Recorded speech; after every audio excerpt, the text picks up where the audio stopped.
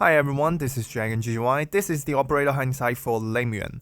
Sorry for being late, I'm too busy with work and everything, so hopefully this episode delivers the crucial information you need for the operator. Let's get started. Lemuen is a 6-star Deadeye in the Sniper class. Trait of the Archetype prioritizes attacking enemy with the lowest defense within range, same attack range as Flingers, and she's part of the Laterano faction. Let's talk about Deadeye first. They have the highest attack stat line in snipers, so the overall build is a high DPH with a long attack interval at 2.7 seconds. Looking at operators in this branch, they usually lean either towards extended strike range or having survival utilities, so the impressions are long-range sharpshooters or camouflage assassins, which is certainly interesting. That said, their trait prioritizing low defense targets sometimes lead to counterintuitive behaviors. I get the concept of doing one-shot one-kills, especially on trash mobs, but as the game continues to evolve, that selling point is failing drastically. So I say this trait that makes them spend high DPH attacks on random squishy enemies has become awkward as early as the release of Fartooth. This plus the fact that they are usually strictly single target makes the archetype look awful at times. But today, we're going to find out how Lemuen has done it differently. Talent 1. Elite or boss enemies who are within a Laterano operator's attack range for more than 8 seconds become wanted, 6 seconds at potential 5, taking 15% more damage from Laterano operators, 18% at potential 5. Lemuen can attack all wanted enemies. Again, this is all the Laterano operators in-game right now. Unlike Xia, it doesn't limit to just ammo skill ones, so it's more widely applicable within the faction. Here are some of the more common combos for this talent. For melee options, you can go with Executor Altar or Sanctum Il Separado as a Welfare and the only defender in the faction. For ranged options, combined with meta consideration, usually we go with Akito or Xia. Akito for her new IS module, which works well with Lemuen as well. Lower rarities are also possible as enablers in Homework. Just keep in mind that the full map targeting for Embryo skill 2 doesn't actually extend her attack range. And of course, the talent applies to Lemuen herself as well, so if enemies stay in the range long enough, she can get the wanted mark up as well. Note that Lemuen has to be on field for the effect to be active, despite not being indicated in the text. Basically, the game takes the combined range of Lateranos on field, so a relay between two of them is okay, as long as there's no gaps in between. The timer starts when a targetable enemy enters the range, and will continue to run as long as they stays in range, which means that the timer will not stop even when the enemy becomes untargetable midway, like going invis or becoming invincible. It will, of course, reset if they leave the range early, that includes entering a portal. Wanted enemy is indicated by a lock-on mark above their head, and one important point is that it doesn't reset on revive and will persist over multiple phases, which is a significant part of her offer. This talent overall creates a crucial mechanic for her to be competitive, a sub-targeting optimization for the Deadeye archetype despite not changing the targeting pattern outside of skill 2. It creates a team play element, and having Lateranos to help her tag enemies is a key part to her gameplay. It does also provide some decent damage increase for damage dealers in the faction as well. Basically, this is her take at extending attack range. It being in her talent means that it applies to all her skills as well. And again, the mark persists across enemy phases, making her one of the best solutions to enemies who just like to wander around. More on that later. Talent 2, after being deployed for 20 seconds, attack plus 10%, and Lemuen's ammo type skills, which means all of them, have plus 1 ammo capacity. So a simple warm-up talent. Note that it does not retroactively increase the current ammo capacity if the warm-up finishes during the skill. You can tell whether it's active by looking at the pink glow on her weapon. The attack bonus, although not a lot, scales great with attack scales found in all her skills. Ammo count increase is also great for her low ammo count but high DPH design, so for every extra hit, it's considerably more damage. However, Lemuen will usually have her skill ready ahead of the warm-up, so you will either have to wait for the buff to be active before starting the skill, or you just leave it for the next skill. Usually I'd recommend waiting if you use skill 2 as it has a longer duration.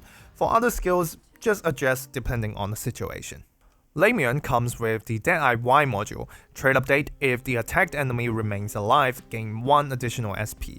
Talent update goes to Talent 2, the warm-up time is reduced from 20 seconds to 15 seconds, attack bonus from 10% to 18%, capacity increase from +1 to +2. At level 3, she also gives 1 more ammo to all Laterano ammo type skills. For base effect, it's low-key a significant cycle improvement, with Deadeye's attack interval that's effectively plus 0.37 SP per second when picking up enemies, and gain more benefit from attack speed buff as well. So basically an auto plus offensive recovery. It has great interaction with Talent 1 as well, because once a target is marked, Lemuen gets a punchback from anywhere of the map, and that's consistent SP gain. It also works particularly well with skill 1, which is already offensive recovery. Upgrades are in multiple parts. Higher attack bonus, again great improvement with the scalings, ammo capacity increase, more high quality hits, and total damage. These two are great, and I guess they know and put them in level 2. Faster warm-up is not that impactful and only relevant when you hold on to the skill for a little more before the first use, which is situation dependent. And finally, for the faction ammo increase, pretty limited by the candidates. Top beneficiaries are Exia Alter. Like we said last episode, she gets to fire another 5-round burst with skill 3, even with just 1 more ammo. And also Executor Alter to some extent. It's a pity that it's again limited to just Laterano though. Overall, this is a damage plus cycle improvement module, increasing the DPH of skill 1 and 3 by 16.8%, skill 3's total damage by 36% with the extra ammo. For team play though, it's a limited buff. Considering meta situations of the Laterano team, it's not very significant. Level 1 is crucial for basic use, cycle improvement is indispensable. Level 2 is recommended for the extra ammo and attack bonus, and finally level 3 is very optional, mostly for the marginal stats and those who are into the Laterano ammo team. Skill recommendation: my take is skill 3 or skill 2 depending on your playstyle and where you use her, then skill 1, which is not very far behind.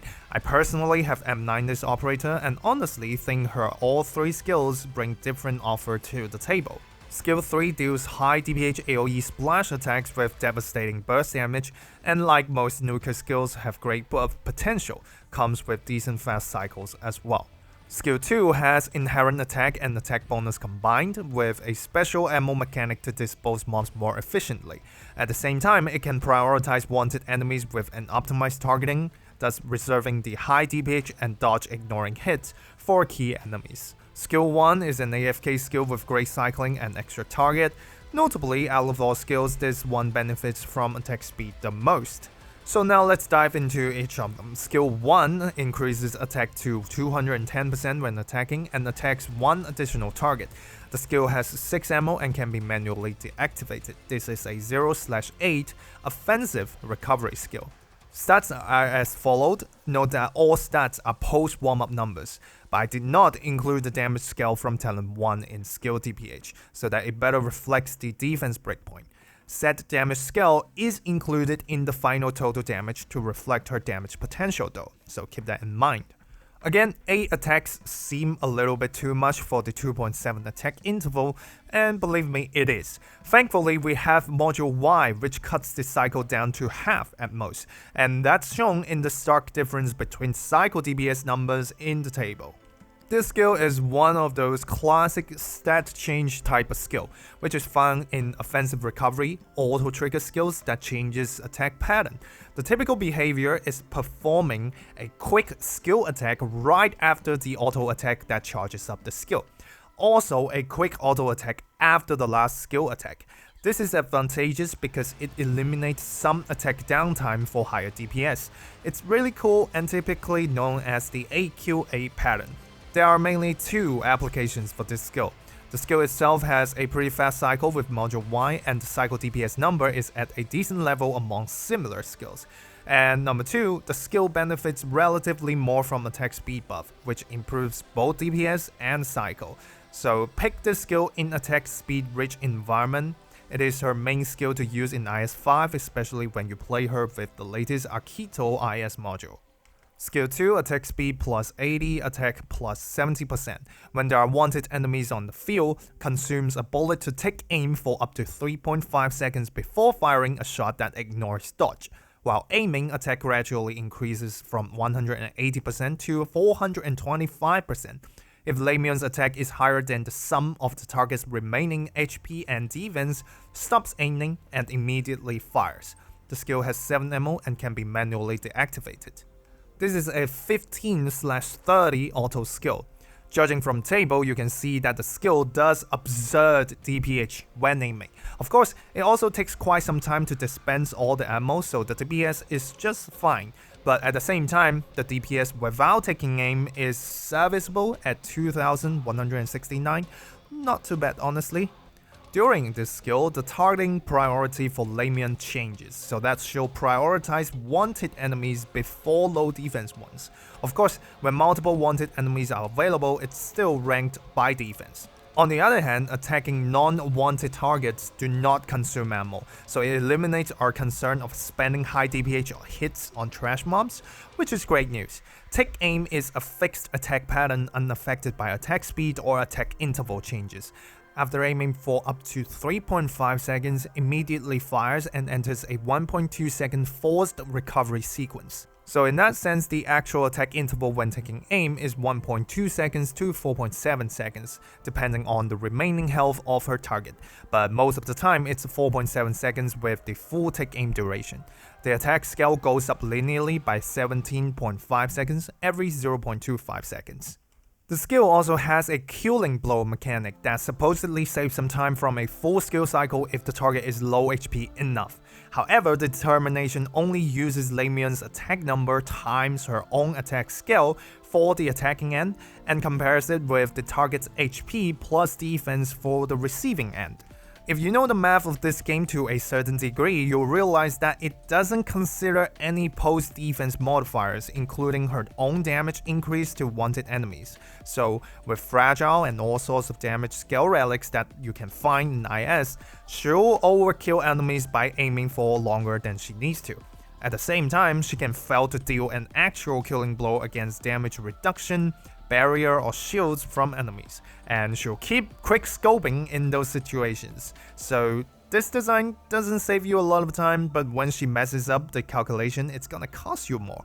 Not a major flaw that should keep you from this skill, but certainly room for improvement. So what are the key advantages? Obviously, the high DPH at 10k plus level and dodge ignore makes it high quality damage, but I'd say it's the combo with the wanted mechanic, and actually prioritizing these targets that will make it stand out. The wanted mechanic persisting over phases is amazing, kinda like Typhon skill 3 mechanic, but without the concern of having some damage dispended by surrounding enemies. It opens up a modern and effective solution to the Dead Eyes trait problem. The fact that you can take advantage of Laterano operators to help with the wanted status makes it super easy to utilize as well. It's the similar range advantage like Ray's skill 3, where Ray's advantage is more about her bind CC and the much higher skill DPS compared to the calm, slow but deadly pattern of this skill. And at the end of the day, the special ammo mechanic means that you can also deal with trash mobs in a semi-AFK fashion when no wanted target is present, with serviceable DPS. Applications for this skill: to target elite and more commonly boss enemies that have multiple of the following properties: like to wander around, has dodge mechanics, has multiple phases, and is threatening up close. Try to use her more on boss stages and you'll realize how many of them turned out trivial against her mechanics. And yes, you can use this skill for semi-AFK. It has a slightly better DPS than skill 1 if she never really uses up her ammo, but the DPH without taking aim is much lower, and the base Dead Eye targeting may come back to haunt you once again. Skill 3 stops attacking, consumes 1 bullet every 0.5 seconds to lock onto enemies in succession. When the skill ends, bombards the positions of all lockdown enemies, dealing 300% of attack as AoE physical damage per bombardment, and the damage is increased to 450% of attack for enemies in the center of the bombardment. The skill has 5 ammo and can be manually deactivated. This is a 32/38 auto skill. Numbers are in the table. Unlike skill 2 that does high DPH over a longer period of time, skill 3 does lower DPH at 5.2k to 7.8k level, but the damage is done in a few seconds, putting DPS up to 11k 489.9. So there goes another typical burst damage skill. Let's break down the mechanics here. On top of the base targeting priority, the lock-on will prioritize enemies that are not targeted yet, so it will try to go through all the available targets first. When all of them have been marked but there's still remaining ammo, the lock-on sequence will then start a new round as if everyone has not been marked. The target lock-on follows the target, but will stay on the spot if the target is defeated midway. The lock-on is a special attack sequence, again unaffected by attack speed and attack interval changes, and this is actually when she spends the ammo, not during the bombardment, so things like ammo saving, replenish, or triggering Axia's talent happen in this sequence. After all ammo is spent to lock on enemies, bombards the target location following the lock-on order at a 0.3 second interval. Keep in mind that these do not trigger the module Y base effect. Here's a diagram. The bombardment lands randomly within a 0.4 times 0.4 square centered on the lock-on spot. Explosion radius is 1.5 times marked by this blue circle here, while the center is a 0.8 radius circle marked as red here. Note that the bombardment center uses center determination while the exterior uses hitbox determination, meaning that an enemy which is mechanically a 0.1 radius circle need to have their center present in the red circle to take the higher damage, while being in contact with the blue circle will register them for the off-center damage. Damage calculation uses the attack stat on skill N, aka the end of the lock-on sequence, so be careful when to apply buffs. The bombardment cannot last for more than 10 seconds, so at most you can get 34 bombardments out of one skill use, which is possible with relics, skills, and ammo saving. This skill is the reason for Lemuen's nuke attack. 64k plus damage in about 5.6 seconds, benefit from attack buffs enormously like most burst skills, and as an ammo based skill it also benefits from ammo buffs like the saving from Chen Altar as well as the replenish from Sancta Smith Separato and later in IS-6 in the form of relics. These gives her higher total damage, but do also extend her wind-up and cast time, which could sometimes affect timing. Another great thing about this skill, which I think have not gotten enough credit for, is the fast startup and cycle time. Again, praise the module Y base. Assuming there's a target to trigger the effect, 6 SP startup is only about 4 seconds after deploying, and the 38 SP skill usually comes back in around 28 seconds, which is very close to the experience of Dagenbrecher's skill 3. So honestly, I would vote for this skill being the more recommended skill for daily if you don't mind the labor involved. I certainly understand people hold on to these big number skills, but I suggest trying to spam the skill more and you may be surprised by how fast it comes back. It also preps you for high target count situation, and when it's needed, just use her like how you use Dagenbrecher. The burst damage is perfect for damage window bosses, most recently like the chapter 15 boss. Here's a quick summary for where her 3 skills are good at respectively. Skill 1 is AFK approved, best with attack speed buffs. Skill 2 is best for focusing and hunting down elite and boss enemies. Semi-AFK but is least buff potent, least good with attack speed as well. Skill 3 is the only AoE option, high burst damage, best for nuking enemies. Other than the need for manual work, nothing else to be picky about. In summary, Lemuen is a 6-star Deadeye with high DPH burst and a unique long-range targeting mechanic. It's a fascinating talent that makes her less burdened by the Archetype trait, and all her skills cater to different damage environments, enemy traits, and composition. For upcoming performances, she's a very comfortable pick in daily content, more notably for boss killing with either skill 2 or 3. Her main stage for performance is IS-4 and IS-5. She has the no relic 6 ops record for IS-4 Sentinel boss, subbing out Dagenbrecher because she's able to burst the boss down from a safer distance with the help of Axia Altar applying the wanted status. In IS-5, she's usually used with skill 1 with Akito's IS specialized module to enjoy the high attack speed environment. In RA, Lemuen can track down bosses from anywhere on a huge map with the help of teammates and keep attacking them if you have the level 3 Scout Tower. Her most notable debuff game mode record right now is within the Holographic Combat Matrix, which is a permanent contingency contract-like game mode coming up soon. I'll give a 8 rating for her daily impact. Notably, skill 1 and skill 2 is AFK friendly and fast cycling is always welcomed. Credits to Module Y again. She really is the boss killer character. Her kit is just designed to tackle all the various tricky enemy mechanics.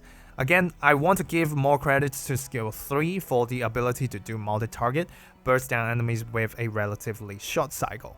For advanced, I have her at 7. Other than the high quality damage, her unique targeting mechanic gives her a safe environment to deal damage from range, and most of her performances in hardcore content revolves around that. She gains limited benefit from attack speed buffs, so in those cases, you usually go with skill 1 like in IS. On the flip side, she's also less affected by attack speed debuff. That would give her some on-paper edge, but it's not really that prevalent these days, so that's less relevant for most players for now. Overall, I think her numbers from the single target standard are decent, especially when considering the cycle times as well. Now, I'm not gonna spend a lot of time on the build analysis this time. I think the main appeal in terms of gameplay is the ability to stay stationary while dealing with key targets from a distance. And it's a playstyle different from constant deploying and repositioning operators, and I think many players would be into this labor-free approach. Another point I want to deliver here is to highlight the upcoming Abemushika collab operator Togawa Sakiko. She's also a mostly single target character, also takes advantage from teammates and her own attack pattern to extend attack range, and have even greater synergy with all sorts of buffs, including and notably with attack speed. And I would be lying if I say Sakiko doesn't create some competition with Lemuen. From my observation and experience, Sakiko does turn out more impactful and game-changing in manning content, with Lemuen reserving some of her advantage with the targeting ability. That's all the information I want to get out in this episode. Again, thank you all for the wait. I'm really sorry to have kept you all waiting, and hopefully there's still something you can get out of this video. That'll do it for today. See you all in the next one. Bye bye.